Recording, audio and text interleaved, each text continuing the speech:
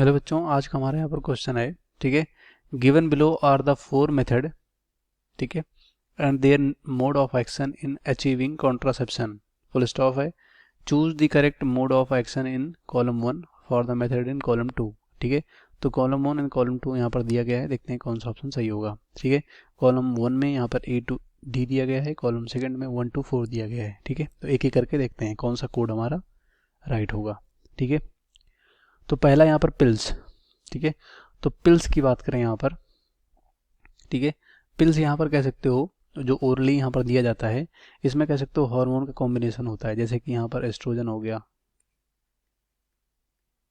ठीक है, एस्ट्रोजन और प्रोजेस्टेरॉन का कॉम्बिनेशन होता है। ठीक है, इन दोनों का कॉम्बिनेशन होता है, जो यहाँ पर कह सकते हो ओवुलेशन को ये रोकते हैं, मतलब एग को रिलीज नहीं होने देते हैं।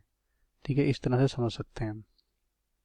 ठीक, तो पिल्स क्या करता है यहाँ पर, प्रिवेंट यहाँ पर ओवुलेशन। ठीक है, तो पहला का जो हमारा यहाँ पर कह सकते हो, यहाँ पर पहला है वो यहाँ पर प्रिवेंट करता है ओवुलेशन को। ठीक है, दूसरा यहाँ पर कॉन्डोम है, तो कॉन्डोम जो होता है यहाँ पर कह सकते हो वो क्या होता है, फिजिकल बैरियर है। ठीक है, लेटेक्स रबर का बना होता है, क्या होता है ये, फिजिकल बैरियर। ठीक है, फिजिकल बैरियर होता है ये। तो यहाँ पर कह सकते हो जो स्पर्म और कह सकते हो एक को मिलने नहीं देता है।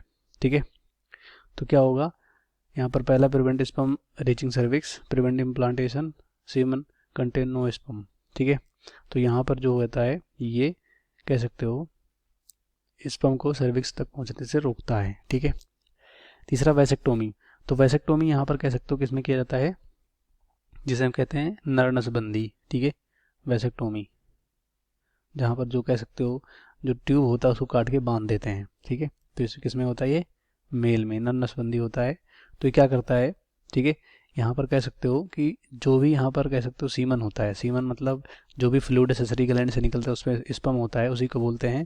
तो इस सीमन में यहाँ पर कह सकते हो एग सॉरी स्पर्म नहीं होता है। ठीक है, क्यों, क्योंकि जो नली कह सकते हो टेस्टिस से स्पर्म को लाती है यूरेथ्रा में, या कह सकते हो बाहर लाती है, उस नली को काट के बांध देते हैं। ठीक है, जैसे शुक्रवाही नलिका बोल सकते हैं। तो जब ये बांध देते हैं तो कैसे इस पर स्पर्म आएगा, टेस्टिस से निकलेगा तो आएगा ही नहीं आगे, क्योंकि काट के बांध देते हैं। तो यहाँ पर कह सकते हो सीमन में स्पर्म नहीं होगा। ठीक है, और यहाँ पर कह सकते हो कॉपर टी जो होता है ये कॉपर आयन रिलीज करता है, आईओडी का एग्जाम्पल है, जो कि कह सकते हो यहाँ पर बहुत सारी ये चेंजेस करते हैं, जैसे कि इम्प्लांटेशन नहीं होने देते हैं। ठीक है, ये सब कह सकते हो, फाइगोसाइटोसिस का भी कुछ हद तक काम करते हैं ये। तो ये दूसरा हो जाएगा। ठीक है, प्रिवेंट इम्प्लांटेशन। तो हमारा पहले का तीसरा बी का 1। ठीक है, पहले का तीसरा बी का 1 कहाँ कहाँ पर है, पहले का तीसरा बी का 1, उसके बाद सी का चौथा।